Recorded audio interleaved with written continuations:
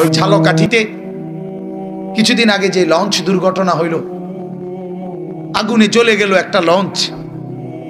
ওই লঞ্চে একজন বাপ তার 7 বছরের একটা মেয়ে বাচ্চাকে বুকের মধ্যে জড়াইয়া ধইরা লঞ্চ থেকে পানিতে ঝাঁপ দিছিল। 1.5 ঘন্টা আমি নিজে মোবাইলে এটা দেখছি, বেটার কথা। 1.5 ঘন্টা ওই বাবা এই অন্ধকার রাতে নদীর পানিতে এই মেয়ে বাচ্চাটাকে বুকে জড়াইয়া সাঁতার কাটছে। সাঁতার কাইটা যখন পারে আসছে, পারে আইটা দেখে বুকের মানিক বুকেই মারা গেছে। বাচ্চাটা মারা গেছে বুকে, বাপ যদিও বেঁচে আছে। আহা, এই বাপ এই দৃশ্য কেমনে ভুলবে, যে তার কলিজার টুকরা সন্তানকে বুকের মধ্যে রেখে চলে গেছে। কুরআনুল কারীমের 16 নম্বর পারা 18 নম্বর সূরা, সূরা কাহাফ সূরাটার নাম। এই সূরার 3টি আয়াত 103, 104, 105 এই 3টি আয়াত আমি পড়ছি। রাত অনেক হয়েছে, এজন্য আমরা দেরি করতে চাই না, যেহেতু সবারই কর্মব্যস্ততা আছে, দিনের বেলা প্রত্যেকেই কাজ করেন। তো আমি শুধু 3টা আয়াতের আলোকে অল্প একটু কথা বলি। মূলত এই সূরাটার নাম সূরা কাহাফ। এই সূরার একটা বড় বৈশিষ্ট্য হলো, আল্লাহ নবী সাল্লাল্লাহু আলাইহি ওয়াসাল্লাম বলেন, এই সূরা কাহাফের প্রথম 10 আয়াত এবং শেষের 10 আয়াত যে ব্যক্তি নিয়মিত পড়বে, আল্লাহ তাআলা তাকে দাজ্জালের ফিতনা থেকে রক্ষা করবে। 2 নাম্বার, আল্লাহ নবী সাল্লাল্লাহু আলাইহি ওয়াসাল্লাম বলেন, শুক্রবার দিন যে ব্যক্তি পুরা সূরা কাহাফ একবার পড়বে, তার পায়ের নিচ থেকে 7 আসমান পর্যন্ত ফেরেশতা তাকে, নিচ থেকে আসমান পর্যন্ত ফেরেশতা তাকে ঢেকে ফেলবে। ফেরেশতার বেষ্টনী দিয়ে তাকে একেবারে বেষ্টন করে তাকে ওই পর্যন্ত ফেরেশতারা ঊর্ধ্ব পর্যন্ত উঠে তার জন্য মাগফিরাতের দোয়া করবে। তাইলে এই জমিন থেকে আসমান পর্যন্ত ফেরেশতা তার জন্য বেষ্টন করে। এটা সূরা কাহাফের একটা বরকত। এবং নবীজি বলছে, যে ব্যক্তি সূরা কাহাফ শুক্রবারে পড়বে, পরের শুক্রবার পর্যন্ত ওই 1 সপ্তাহে যত ফিতনা থাকবে, সমস্ত ফিতনা, এমনকি দাজ্জালের ফিতনা থেকেও সে নিরাপদ থাকবে। এজন্য যেহেতু তালেবে ইলম আছে, আমি সহ সকলের জন্য এটা মাশওয়ারা, সূরা কাহাফ নিয়মিত শুক্রবার দিন পড়া, আর প্রথম এবং শেষের আয়াত 10টি করে 20টা আয়াত মুখস্থ করে পড়তে থাকা নিয়মিত। কারণ এখন যত একদিন, এখনকার হালাত আসলে চতুর্দিকে গবেষকদের কথা, আলেমদের কথা, চিন্তাশীল বিবেকবান ওলামায়ে কেরামের কথা হলো, দাজ্জাল আসার যেই পরিবেশ, সব কিছু মনে হয় যেন রেডি, একবারে রেডি, একদম রেডি। আর এই পৃথিবীতে আদম আলাইহিস সালাম থেকে নিয়ে ইসরাফিলের ফু পর্যন্ত ইমানদারের সবচেয়ে বড় দুশমন, শত্রু, আল্লাহ রসুল বলছে তার নাম হলো দাজ্জাল। এই পৃথিবীতে ইমানদারের ইমান নষ্ট করছে বহু মানুষ, ভণ্ড বেশরা বহু মানুষ মানুষের ইমান নষ্ট করে। কিন্তু আল্লাহ রসুল বলেন, দাজ্জাল এমন এক ফিতনা, সে যখন আসবে মাত্র 40 দিনে কোটি কোটি কোটি কোটি কোটি কোটি ইমানদারের ইমান নষ্ট করে তাদেরকে জাহান্নামী বানায় দেবে। দাজ্জালকে আল্লাহ তাআলা আশ্চর্য রকমের অলৌকিক শক্তি দিবে ইমান পরীক্ষার জন্য মানুষের।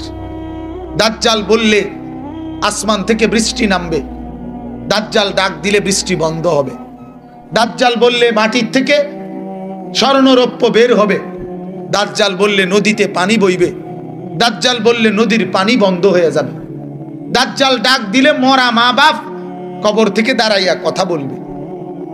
এরকম আশ্চর্য, দাজ্জাল হত্যা করে আবার জীবিত করে ফেলবে।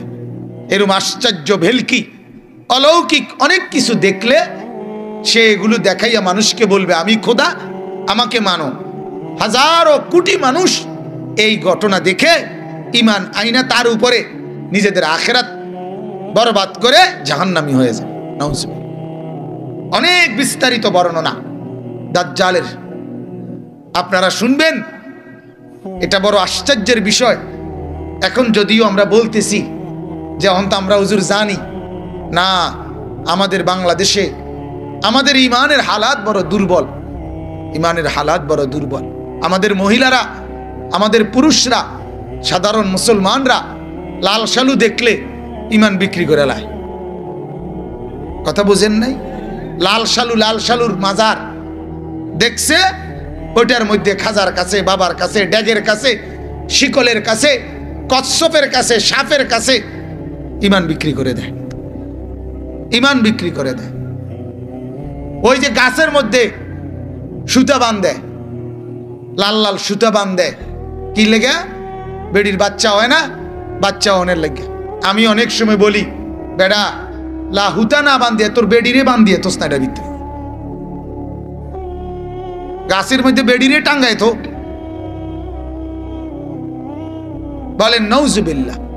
তাইলে এইভাবে যে মানুষগুলো যদি শুনে বাঁশমুড়ার গোড়ার মধ্যে পানি পড়ে আর এই পানি খাইলে রোগ ব্যারাম ভালো হয়ে যায়, তো মানুষ লাইন ধরে, ঠিকই না বলেন না? আমরা আমাদের ওইদিকে এক জায়গা আছে, ওইখানে আপনার সার বিস্কুট খাইলে বেড়ে রোগ ভালো হয়ে যায়। লাইন ধরে ধরে বেড়া বেডি সব চা বিস্কুট খায়। আশ্চর্য কথা।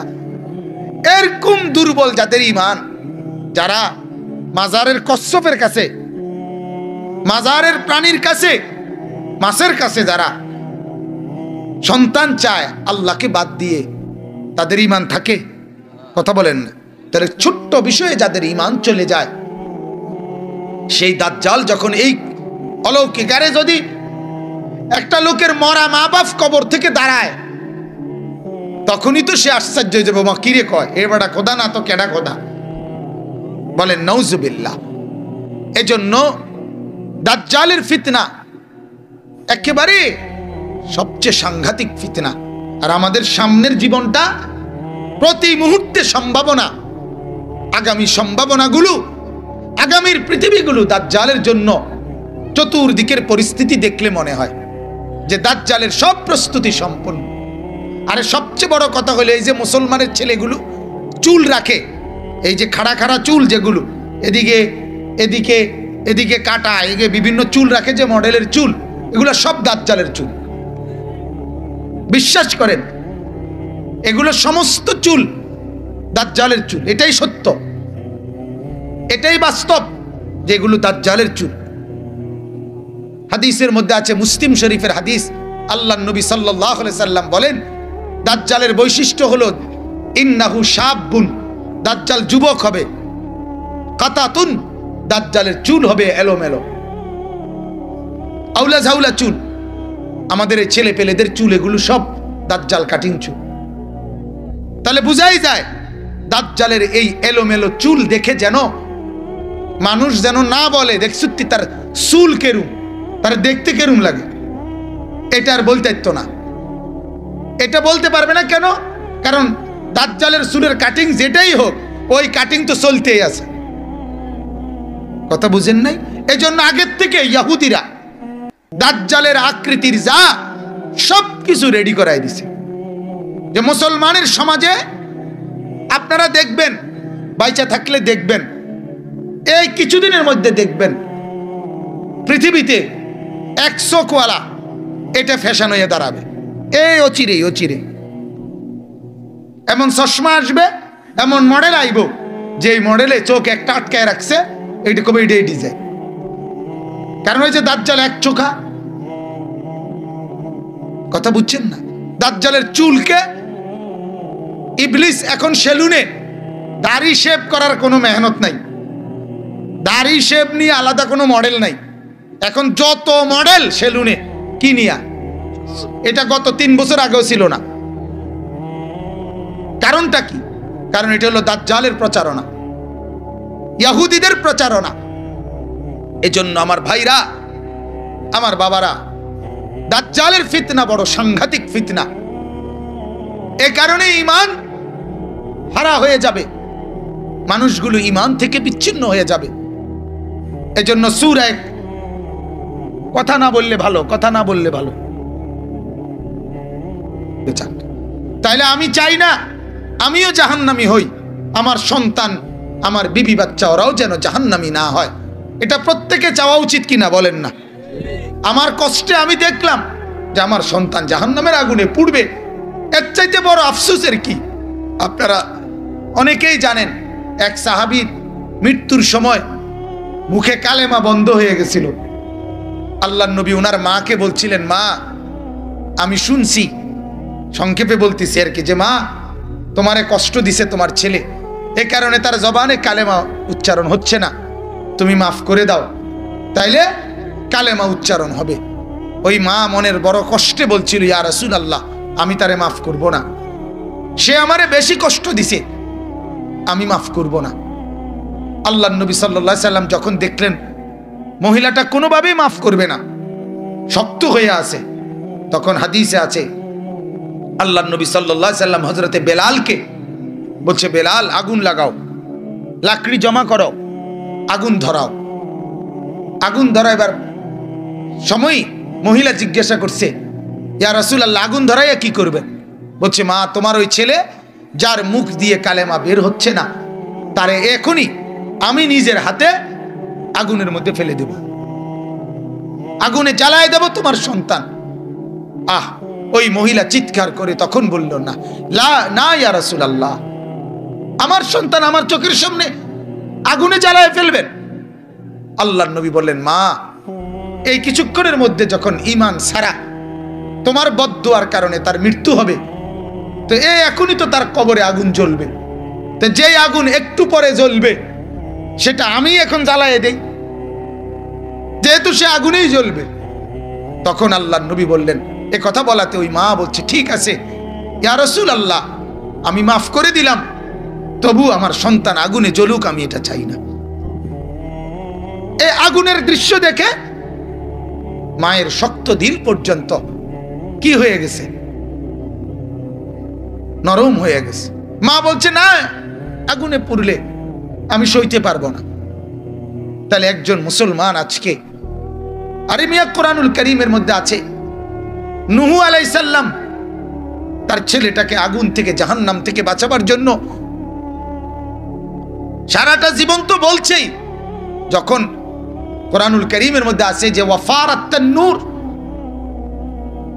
যখন নূহ আলাইহিস সালাম দেখলেন চুলার ভিতর থেকে আগুন, পানি ফানি, তুফানের পানি উঠে গেছে, তখন নূহ আলাইহিস সালাম ছেলেটাকে ধরে কেনানকে বহু টানাটানি করছে, ইয়া বুনাইয়া আরকাম মা'ানা, আমার আব্বা, ও বাপ উঠ না, ঈমান আইনা আমার নৌকায় উঠ। ছেলেটা বলছে, না তুফান আসলে আমি পাহাড়ের উপরে আশ্রয় নেব, সাআবি ইলা জাবালিন ইয়াসিমুনি মিনাল মা, আমার ওই পাহাড় বাঁচায় দিবে তোমার ক্ষুধার পানি থেকে।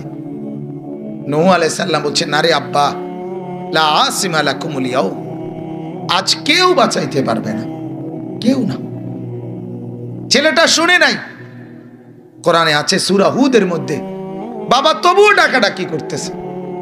এরপরে পানি, মনে করেন এখানে নূহ আলাইহিস সালাম, এখানে ছেলেটা দাঁড়ানো, পানি এই প্যান্ডেলের পিছন দিয়া তুফানের পানি, বন্যার পানির স্রোত চলে আসছে, কাছে চলে আসছে, তখনও নূহ আলাইহিস সালাম ডাকাডাকি করতে, এরে বাপ আয় না, আয় না, ওই দেখ বাপ পানি চলে আসছে, বাপ তুই নৌকাটা ওঠ।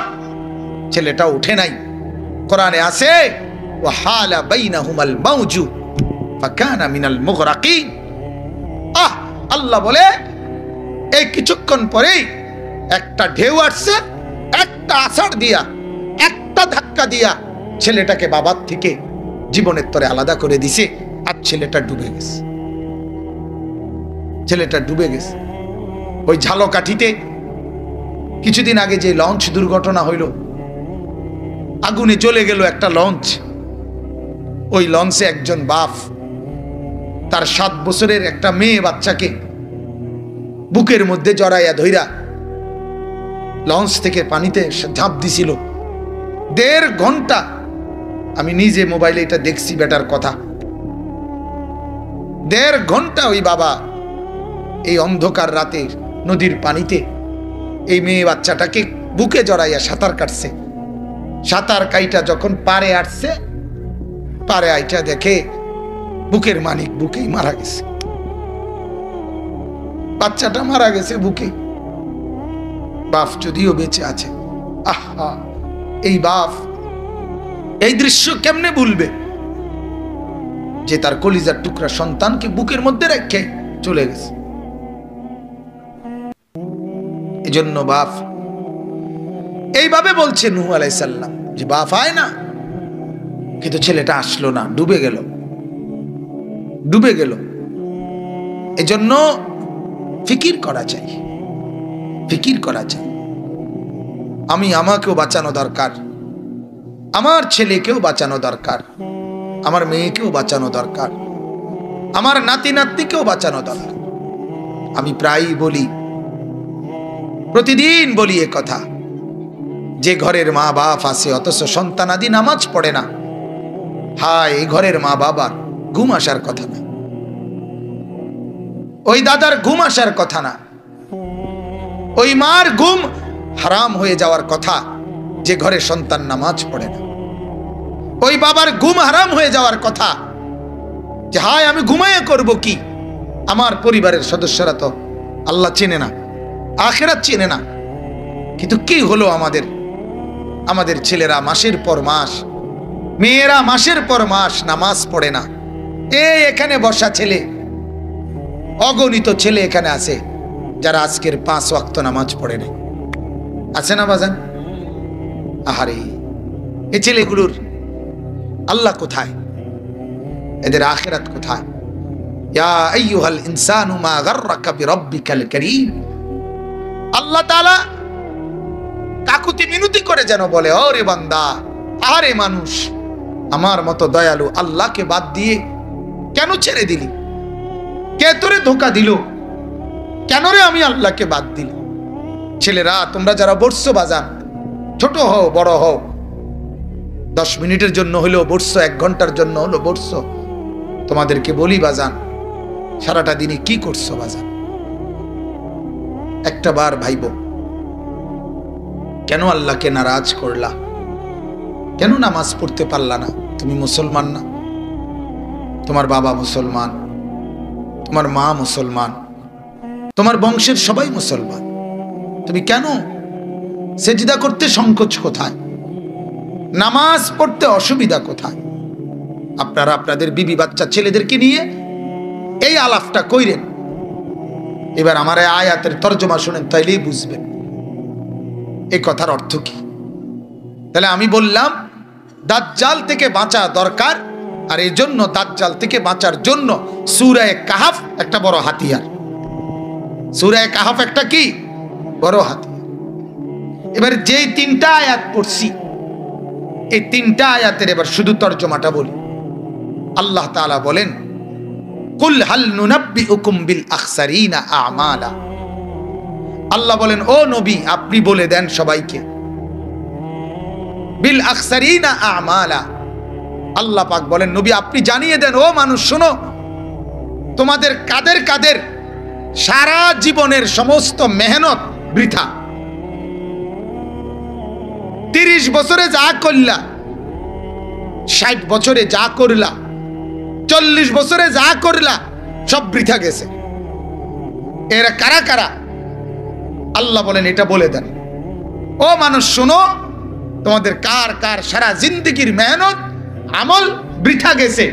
খাসারা, খাসারা বিল আখসারিন, খাসারা গেছে, বরবাদ গেছে। কারা কারা? কাদের আমল?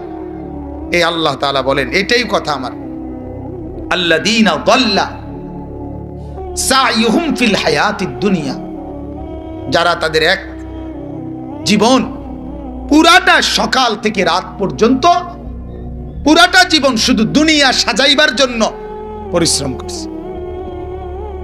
অহুম ইয়াহসাবুনা আন্নাহুম ইউহসিনুনা সুনআ, আর মনে মনে ভাবতেছে আমি বড় ভালো কাজ করছি।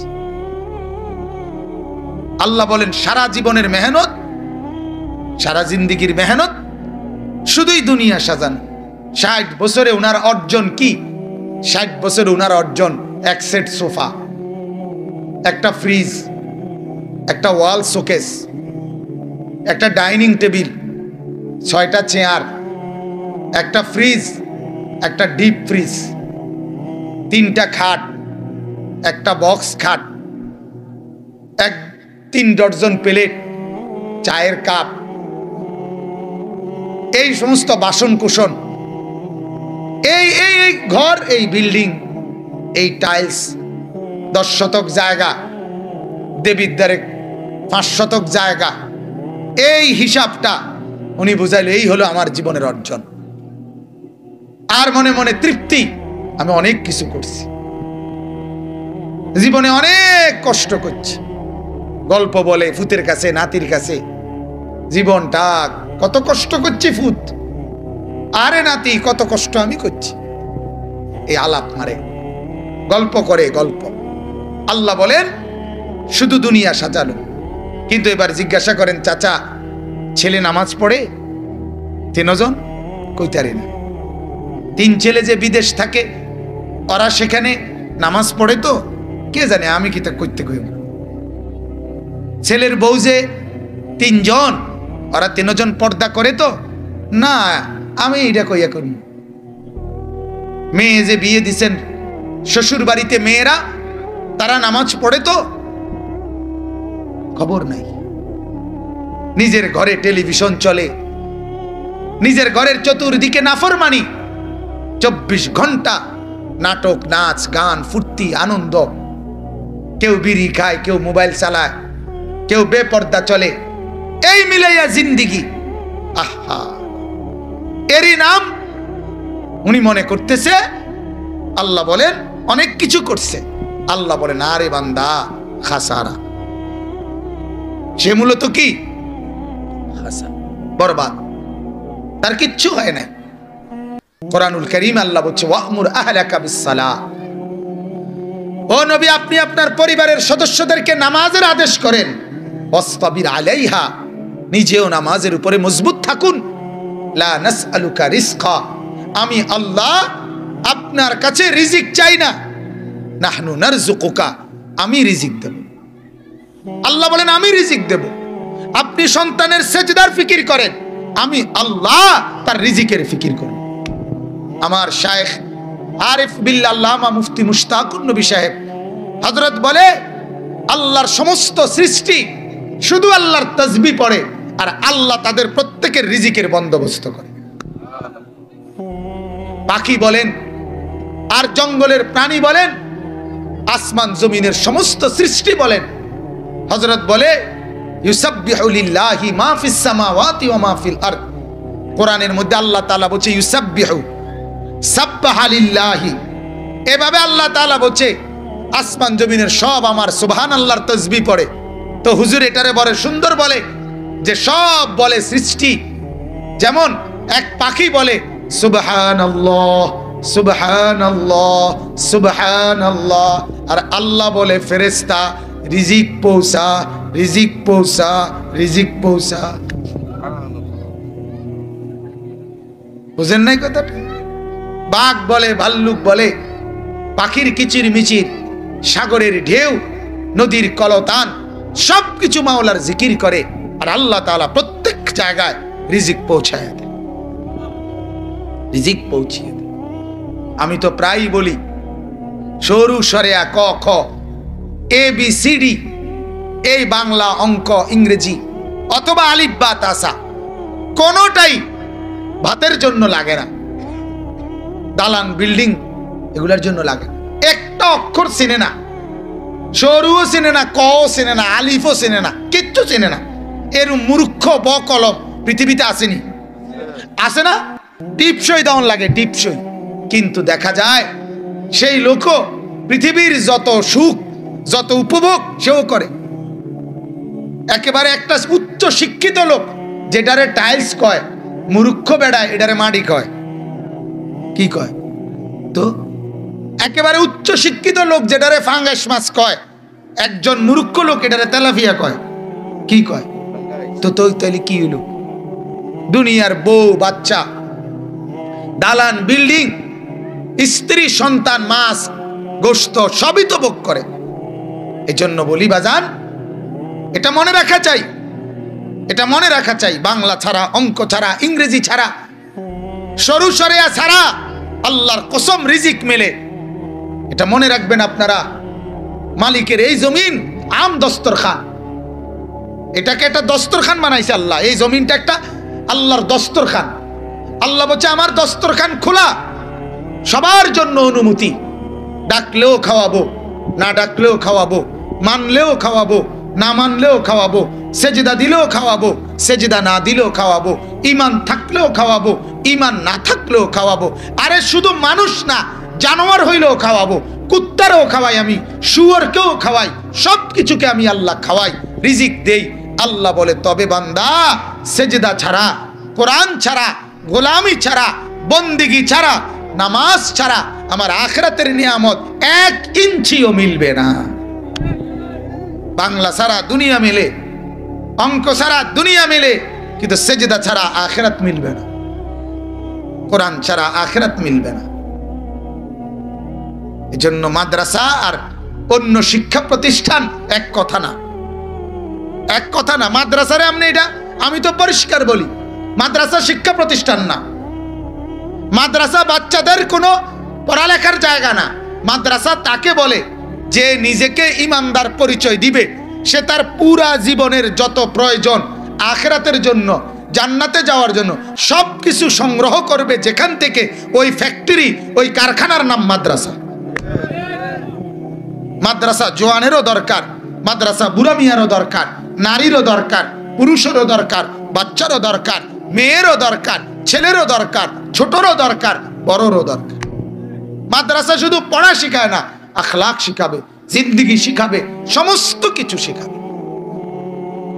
এজন্য আল্লাহ তাআলা এখানে বললেন যে লোকটা শুধুমাত্র দুনিয়ায় অর্জন।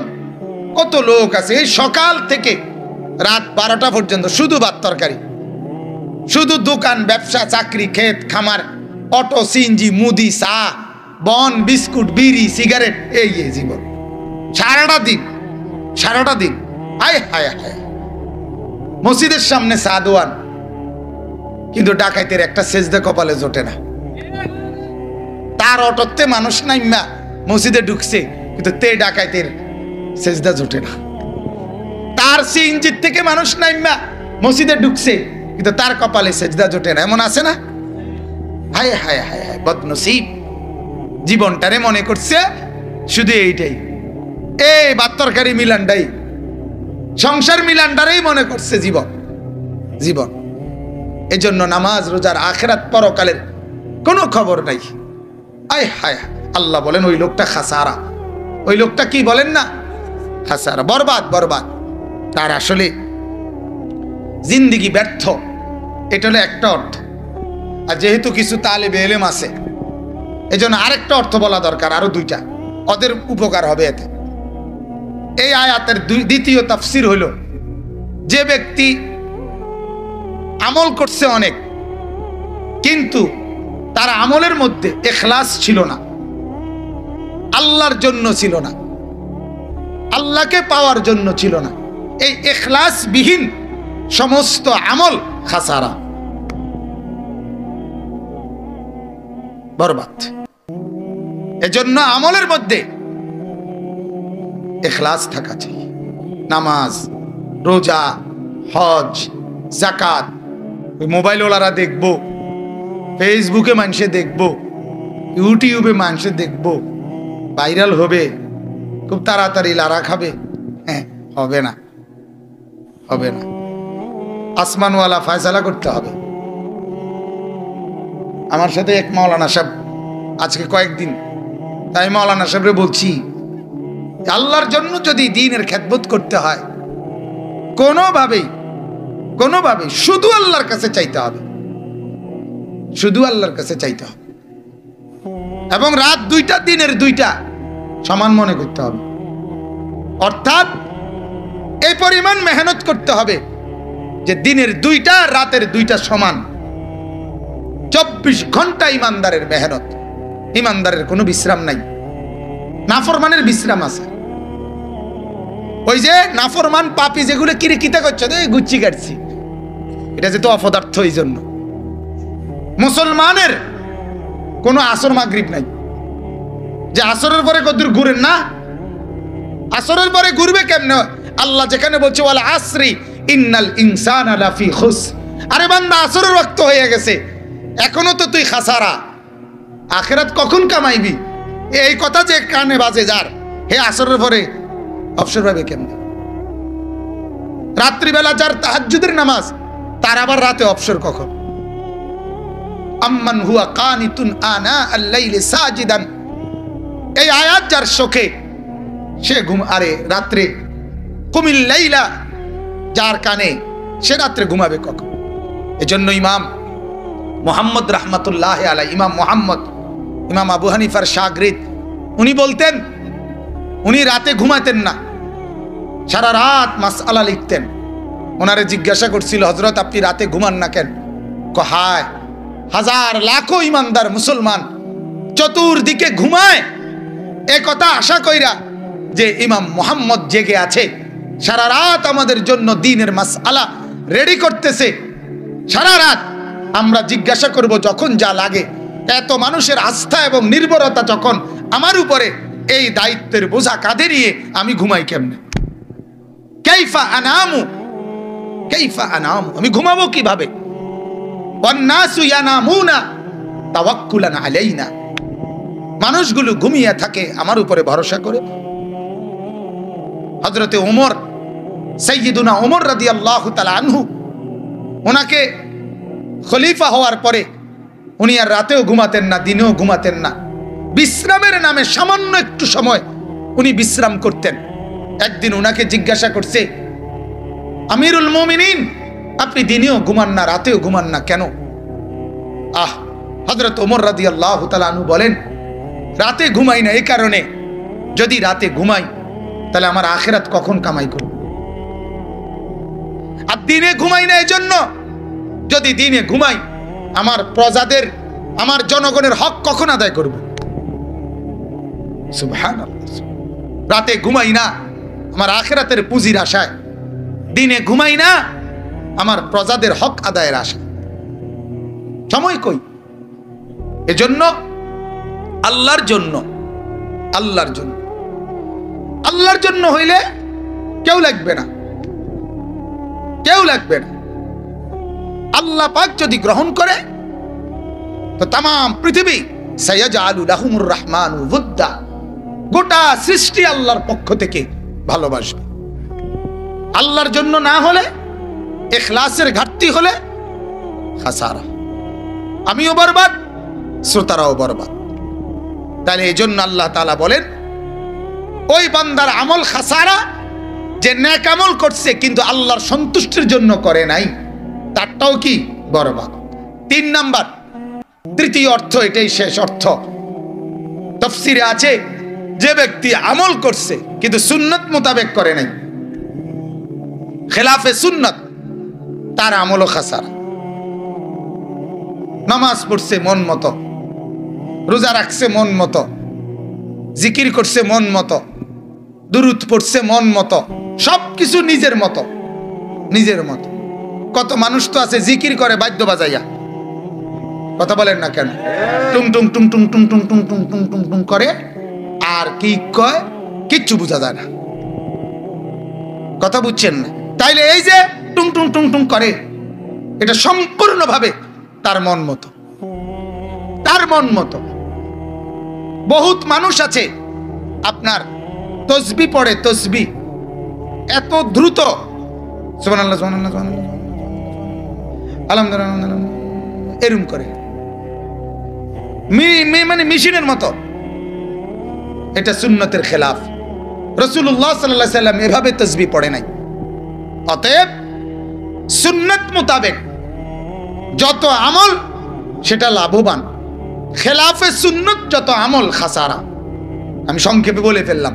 তাহলে 1 নাম্বার হলো আখিরাতের ভাবনা বাদ দিয়ে, পরকালের ভাবনা বাদ দিয়ে শুধু দুনিয়া যে সাজায় দিবানিশি, সে বরবাদ।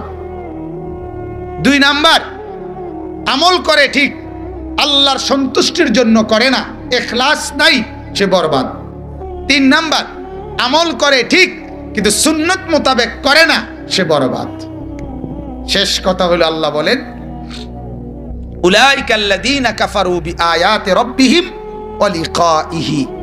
আল্লাহ বলেন শুধু দুনিয়া নিয়ে ব্যস্ত কারা? ওরা তারা যারা আল্লাহ এবং আল্লাহর কোরআন এবং আল্লাহর সাক্ষাৎকে অস্বীকার করে। অর্থাৎ তারা বলে দেয় কোরআন আমাদের দরকার নাই, আর এটাও বলে দেয় জান্নাতে আল্লাহর দিদার এটাও আমার দরকার নেই।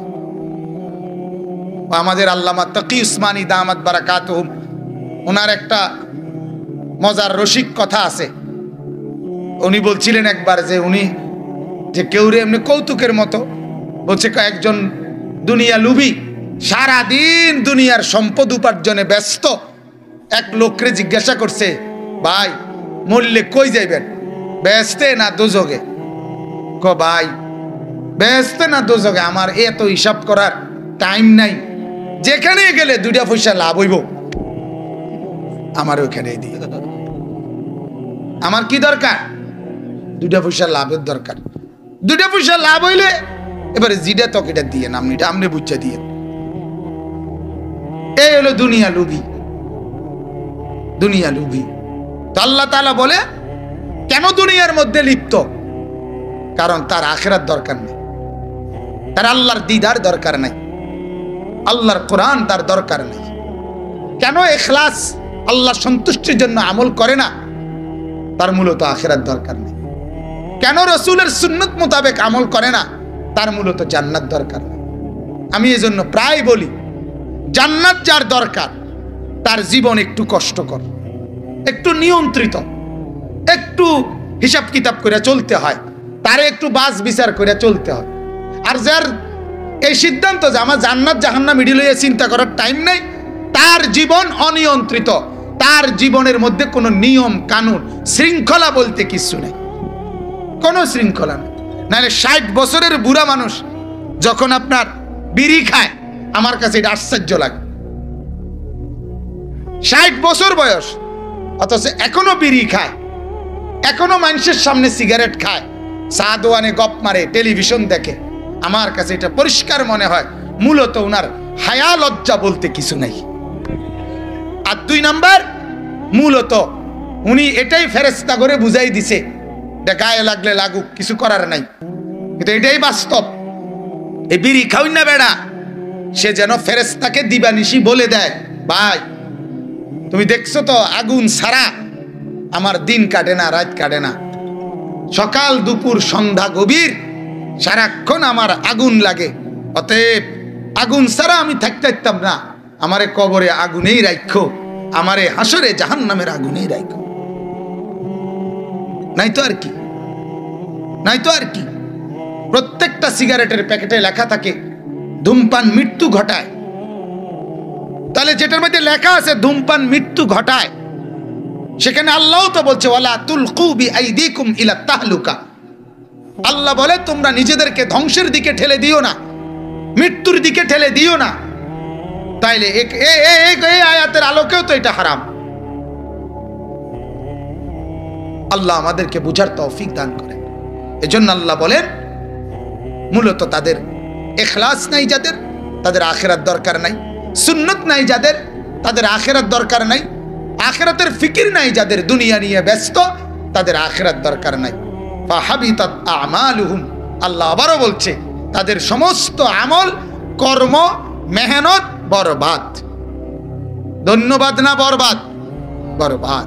এরপর শেষ কথা আল্লাহ বলেন ফালা নুকিমু লাহুম ইয়াউমাল কিয়ামাতি ওয়াজনা।